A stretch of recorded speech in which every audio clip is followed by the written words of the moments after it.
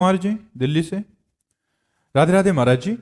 महाराज जी, कई संतों के श्रीमुख से सुना है कि भगवान श्री कृष्ण की प्राप्ति के लिए भक्ति करना बहुत कठिन है, क्योंकि भगवान कृष्ण बहुत कठिन परीक्षा लेते हैं और सभी अपने परिवार वालों को तथा सभी आर्थिक संपत्तियां वस्तुओं को हमसे दूर कर देते हैं, जो कि हम वो अम्बरीश जी के पास फिर तो कुछ नहीं होना चाहिए था। अगर भगवान अपने भक्तों की आर्थिक संपत्ति का नाश कर देते तो अम्बरीश जी चक्रवर्ती सम्राट थे। भगवान देते हैं। विभीषण जी को 1 कल्प का राज्य और भक्ति प्रदान की, प्रहलाद जी को भी सिंहासन पर विराजमान किया, ध्रुव जी को अटल पदवी विराजमान की। कैसी बात करते हो? भगवान ममता आसक्ति का नाश करते हैं, पापाचरण का नाश करते हैं, दुर्बुद्धि का नाश करते हैं। भगवान ऐसा नहीं करते।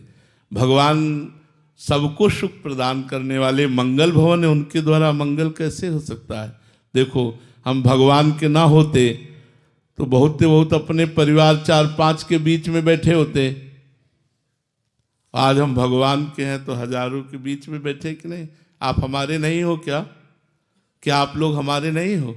अगर विचार करके देखो तो आप प्यार देने ही तो आए हो हमें तो चारों तरफ से प्यार ही प्यार मिल रहा है। क्यों? क्योंकि भगवान के हैं इसलिए। कौन सी बात की कमी है? आप विचार करो, यदि भगवान भक्तों को दुखी देते हैं, सब कुछ नष्ट कर देते हैं, तो आप बताओ हमारे पास क्या नहीं है? अगर आप लोगों को ऐसा लगता है भगवान श्री कृष्ण परीक्षा लेते हैं, तो हमारा पूरा जीवन श्री कृष्ण के ही लिए रहा। हमने तो परीक्षा नहीं देखा, उनका प्यार देखा है, उनका सहयोग देखा है, उनका दुलार देखा है।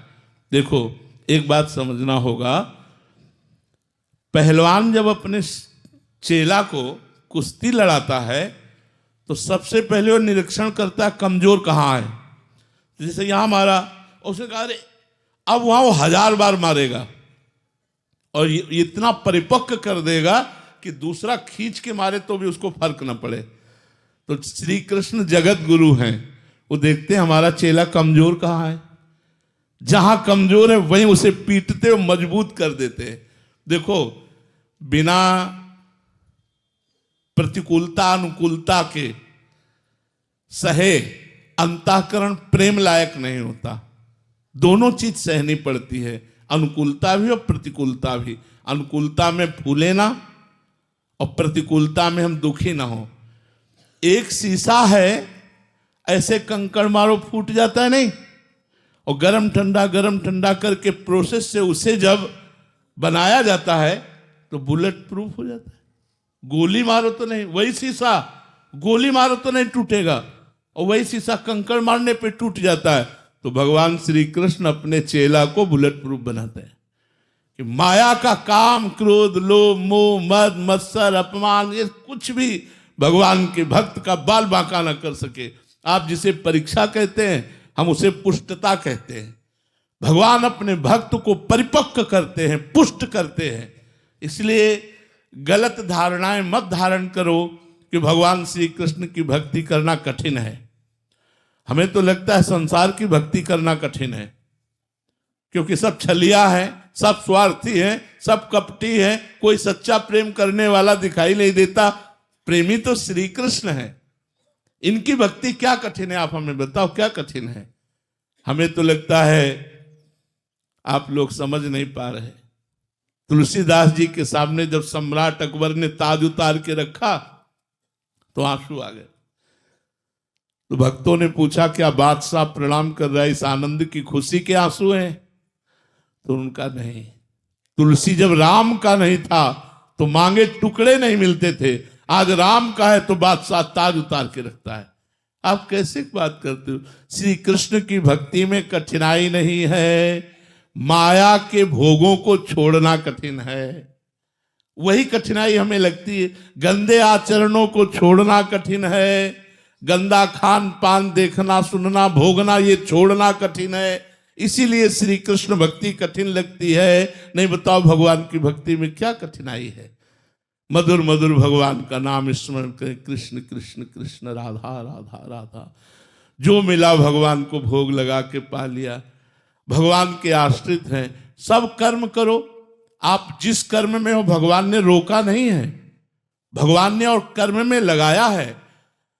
ये भक्ति ये नहीं सिखाती कि आप कर्म छोड़ दीजिए। जो जहां है, जिस मार्ग में है, अपने कर्तव्य पर डटो और नाम जप करते रहो और अपने कर्म को भगवत अर्पित कर दो, हो गई भक्ति। बताओ भक्ति में कौन सी कठिनता है?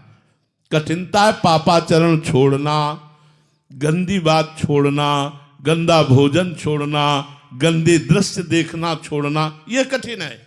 इसीलिए कठिन जान पड़ती है। महाराज जी, क्या अभी आप गुरुजनों ने सरल बना दिया? नहीं तो इतना कठिन मान्यता हो गई थी कि केवल सब कुछ घर परिवार छोड़ने के बाद ही भजन किया जा सकता। नहीं नहीं, बिल्कुल गलत बात, बिल्कुल गलत बात।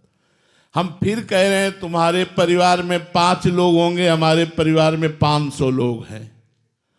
जब वो परमात्मा जिसकी हम शरण में हैं वो हमें देख रहा है तो आवश्यकताओं की पूर्ति कर रहा है, सब कर रहा है। आप चिंता क्यों करते हो? त्याग का मतलब है मन को भगवान में लगाना, जगत से हटाना। अगर हमारा मन फंस जाए तो लंगोटी और कमंडल में फंस जाए, उसी से दुर्गति हो जाए, और मन भगवान में लग जाए तो पूरा राजपाट वैभव कोई फर्क नहीं पड़ता। सा वही मनः कृष्ण पदार विंदयो। मन भगवान में लगाने की बात है। भागने की जरूरत नहीं है, छोड़ने की जरूरत नहीं है। क्या छोड़ोगे? कहां जाओगे? क्या इसके और वस्त्र नहीं बनते? क्या पीला पहन लेना ही क्या बाबा जी है? क्या लाल पहन लेना ही बाबा जी है? ऐसा तो नहीं है। हमारा मार्ग है विरक्त मार्ग, इसलिए हम चल रहे। बकाया भगवान का चिंतन करना ही सबसे श्रेष्ठ बात है। भगवान के लिए कर्म करना ही श्रेष्ठ बात है, चाहे वो गृहस्थ हो चाहे विरक्त हो। अगर विरक्त होकर भगवान का भजन नहीं करता, भगवान का चिंतन नहीं करता, अपने कर्तव्य का पालन नहीं करता, तो नरक जाएगा। ये थोड़ी कि विरक्त हो तो तुम्हारे लिए विमान आएगा। हरे शिष्य धन शोक न हरे, सो गुरु घोर नरक मा परे। ले सो गुरु घोर नरक मा परे।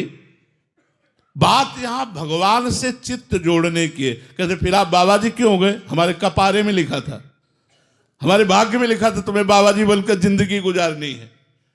नहीं, भगवान की प्राप्ति के लिए हृदय का समर्पण चाहिए, भजन चाहिए, ममता आसक्ति समेट कर भगवान में लगा दो, ये चाहिए। ये सब बाहरी बातों पर ध्यान मत दो। अगर बाहरी ध्यान दो तो हमें बताओ कौन सी ऐसी गुफा है जो माया रहित है कि वहां पहुंच जाओ, माया नहीं। तो इसलिए भजन करो, भागने की जरूरत नहीं है। उद्देश्य परिवर्तन की जरूरत है, देश परिवर्तन या कर्तव्य परिवर्तन की जरूरत